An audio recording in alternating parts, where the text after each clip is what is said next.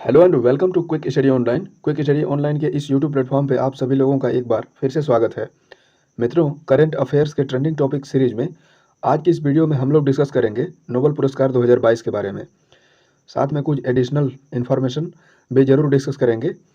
इससे पहले मैं आपको बता दूं कि जो भी मित्र railway, SSC, PSC, UP triple SC, UP police, लेखपाल, बीडीओ जैसी सभी एक दिवसीय परीक्षाओं की तैयारी कर रहे हैं, उनके लिए ये वीडियो काफ़ी इंपॉर्टेंट होने वाली है। चैनल पर यदि आपकी पहली विजिट है तो आप चैनल को सब्सक्राइब करके और बेल आइकन जरूर प्रेस कर दीजिएगा। अगली वीडियो की इंस्टेंट नोटिफिकेशन आप तक बिल्कुल आसानी से पहुंच जाएगी। तो चलिए वीडियो की फटाफट से शुरुआत करते हैं। सबसे पहले हम लोग नोबेल पुरस्कार के इतिहास की तरफ एक बार चलेंगे। देखिए, यह पुरस्कार स्वीडिश वैज्ञानिक डायनामाइट के खोजकर्ता अल्फ्रेड नोबेल की याद में दिया जाता है। देखिए, इसका फिनोमिना कुछ ऐसे है कि जैसे स्वीडन के एक वैज्ञानिक और प्रसिद्ध रसायनज्ञ थे अल्फ्रेड नोबेल, और इनका जन्म 1833 में हुआ था स्वीडन में, ठीक है। और 1867 में इन्होंने डायनामाइट नामक एक प्रसिद्ध विस्फोटक की खोज की थी। एक प्रकार से ये बारूद कहा जा सकता है। तो 1867 में इनकी खोज की थी, लेकिन इनकी मृत्यु 1896 में हो गई। लेकिन अपनी मृत्यु के ठीक एक वर्ष पहले यानी 1895 में इन्होंने एक वसीयतनामा दी, और उसी वसीयतनामा के आधार पर इनकी सारी संपत्ति एक स्वीडिश बैंक में जमा कर दी गई। और उस बैंक से मिलने वाले जो भी ब्याज है, उस ब्याज की सहायता से मानव कल्याण के क्षेत्र में उत्कृष्ट योगदान अथवा सहयोग करने वाले व्यक्ति को प्रत्येक वर्ष सम्मानित किया जाता है, और यही सम्मान हम नोबेल पुरस्कार के नाम से जानते हैं, ठीक है। और इस पुरस्कार के नामों की घोषणा अक्टूबर के प्रथम सप्ताह में लगभग की जाती है, और इनकी पुण्यतिथि 10 दिसंबर को ये पुरस्कार वितरित किए जाते हैं, ठीक है। तो ये सारी बातें थी। तो पहली बार ये नोबेल पुरस्कार वर्ष 1901 में दिए गए थे, याद रखिएगा। अर्थात इस पुरस्कार की शुरुआत वर्ष 1901 में हुई थी। आज वर्तमान में कुल 6 क्षेत्रों में पुरस्कार दिया जाता है: साहित्य, शांति, भौतिकी, रसायन और चिकित्सा तथा अर्थशास्त्र में। अर्थशास्त्र में दिए जाने की शुरुआत वर्ष 1968 से हुई, यानी 1968 से हुई थी पहली बार। हालांकि इसकी घोषणा 1967 से की गई थी। कई बार उल्लेख हमें यहाँ भी देखने को मिलता है कि एक वर्ष का अंतर भी है।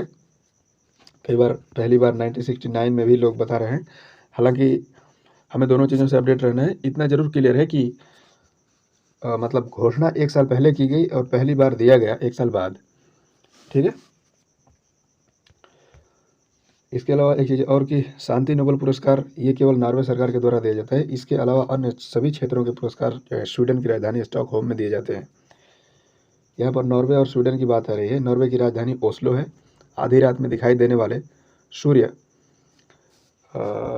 के देश के रूप में नॉर्वे को जाना जाता है। डेमोक्रेसी इंडेक्स में इसका शीर्ष स्थान है, और स्वीडन की राजधानी स्टॉकहोम है, ठीक है। और स्वीडन के बारे में क्या, पिछले वर्ष का एक इंडेक्स है वैश्विक ऊर्जा संक्रमण सूचकांक, ठीक है। इसमें स्वीडन शीर्ष पर था। भारत की रैंकिंग यदि बात करें तो भारत, अगर मैं सही बोल रहा हूँ तो 87th पोजीशन पे था, ठीक है।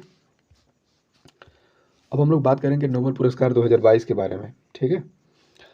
चलिए, तो हमने अभी आपको बताया कुल 6 क्षेत्रों में दिया जाता है। तो शांति के क्षेत्र में नोबेल पुरस्कार एक व्यक्ति और 2 संस्थानों को दिया गया है। इस तरह कुल 3 लोगों को। आपको बता दें कि किसी भी क्षेत्र में नोबेल पुरस्कार अधिकतम 3 व्यक्तियों को ही दिया जा सकता है। तो शांति के क्षेत्र में इस बार नोबेल पुरस्कार एल.एस. बिल्यात्स्की, ये बेलारूस से बिलोंग करते हैं। और 2 संस्थान मेमोरियल, ये रूस का मानवाधिकार संगठन है, और एक और मानवाधिकार संगठन ही है सेंटर फॉर सिविल लिबर्टीज, ये यूक्रेन का है, ठीक है। रूस यूक्रेन का झगड़ा काफ़ी चर्चा में था। आप यहाँ से रिलेट करके इसको याद कर सकते हैं। और व्यक्ति के रूप में एल.एस. बिल्यात्स्की को दिया गया है। ये बेलारूस से बिलोंग करते हैं। शांति एवं लोकतंत्र की स्थापना के लिए इन्होंने काफ़ी अच्छा कार्य किया था। यही कारण था कि नोबेल पुरस्कार इस बार इन लोगों को दिया गया है। साहित्य के क्षेत्र में यदि बात करें तो एनी अर्नॉक्स हैं, ये फ्रांस की एक स्मरणकार हैं। इनको इस क्षेत्र में इस बार नोबेल पुरस्कार दिया गया है। चिकित्सा की बात करें तो चिकित्सा के क्षेत्र में स्वांति पावो, ये स्वीडन से बिलोंग करते हैं। मानव विकास के जीनोम से संबंधित खोज के लिए इनको ये पुरस्कार इस बार दिया गया है। भौतिकी के क्षेत्र में 3 लोगों को दिया गया यह पुरस्कार। एंटोन डिलिंगर, ये ऑस्ट्रिया से आते हैं। और एलन ऑस्पेक्ट, ये फ्रांस से और जॉन क्लॉसर, ये आते हैं अमेरिका से। क्वांटम मैकेनिज्म के क्षेत्र में उत्कृष्ट योगदान दिया था और यही कारण है कि इस बार इन लोगों को ये पुरस्कार दिया गया है। रसायन के क्षेत्र में भी 3 लोगों को पुरस्कार दिया गया है, जिसमें 2 व्यक्ति अमेरिका से और एक डेनमार्क से बिलोंग करते हैं। तो 2 व्यक्तियों में कैरोलिन बर्टोजी अमेरिका से और वेरी शॉर्पलेस ये भी अमेरिका से, और मोर्टन मेल्डाल ये डेनमार्क से बिलोंग करते हैं।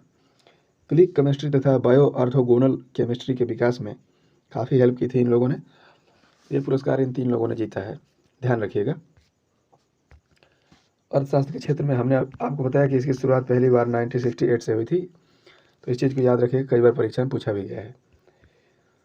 बेन एस बर्नानके ये अमेरिका से आते हैं, डगलस डब्ल्यू डायमंड ये भी अमेरिका से, और फिलिप एच डाइबिग ये भी अमेरिका से आते हैं। अर्थात अर्थशास्त्र के क्षेत्र में तीनों व्यक्ति ये अमेरिका से आते हैं और तीनों अर्थशास्त्रियों को ये पुरस्कार दिया गया है। बैंकिंग और वित्तीय संकटों पर शोध करने के लिए ये पुरस्कार इन लोगों को दिया गया है। अब मैंने यहाँ मेंशन किया है क्योंकि यहाँ से भी कई बार क्वेश्चन एग्जाम्स में देखने को मिल रहे हैं। नोबेल पुरस्कार के क्षेत्र में भारतीयों का क्या योगदान है, किस भारतीय ने पहली बार कब जीता था, किस क्षेत्र में पहली बार किस भारतीय के द्वारा पुरस्कार जीता गया था, इसका डिस्कशन जरूर कर लेंगे।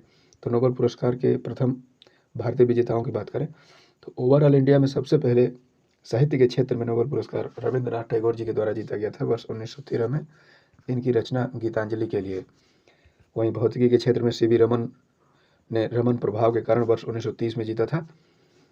शांति के क्षेत्र में, हालांकि उसके पहले चिकित्सा के क्षेत्र में हरगोविंद खुराना 1968 में ये पुरस्कार जीता था, और शांति के क्षेत्र में मदर टेरेसा ने वर्ष 1979 में मानवीय कार्यों के लिए ये पुरस्कार हासिल किया था।